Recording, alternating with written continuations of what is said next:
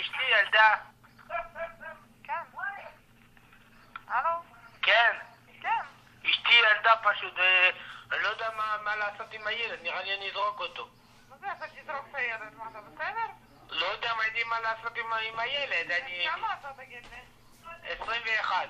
21 ואתה לא יודע מה לעשות עם הילד? כן, אני לא יודע מה לעשות. איך לעשות ילדים אתה יודע? לעשות, זה כיף. כן, אז עכשיו תדע גם מה לעשות עם הילד. אבל אני לא מסתדר עם הילד, אני לא יכול פשוט להחזיק אותו ככה, לא יודע, אני לא אשלח אותו לבית יתומים. אשתך, בשביל מה צריכים את אשתך? סמי בשביל ללדת ילד? אשתי גם לא יכולה, היא לא רוצה את הילד.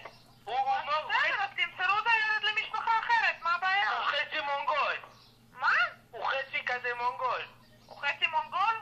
כן. למה, מי ממכם מונגולי? מה זה? מי ממכם מונגולי? אני לא יודע מי מונגול. מה זה אתה לא יודע? מה, ילד אומר לשכן? תסביר לי. אני לא יכול לטפל בילד, אני רוצה לזרוק אותו. מה זה תזרוק אותו? מה, ילד זה צעצוע? זורקים בפח? לא, זה לא צעצוע, אני לא יודע מה לעשות איתו. אז תמסרו אותו למשפחה אחרת.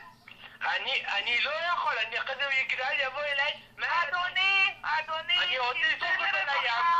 תפנה לרווחה, הם יקחו ממך את הילד, תמסרו אותו למשפחה אחרת. אני רוצה לשים לו משקולות בידיים ולזרוק אותו בים, זה הכי טוב. סבבה, תזרוק אותו בים, אני אבוא לעצור אותך אחר כך. תשב בכלא 20 שנה. אין לך, את לא תדעי. לא אתה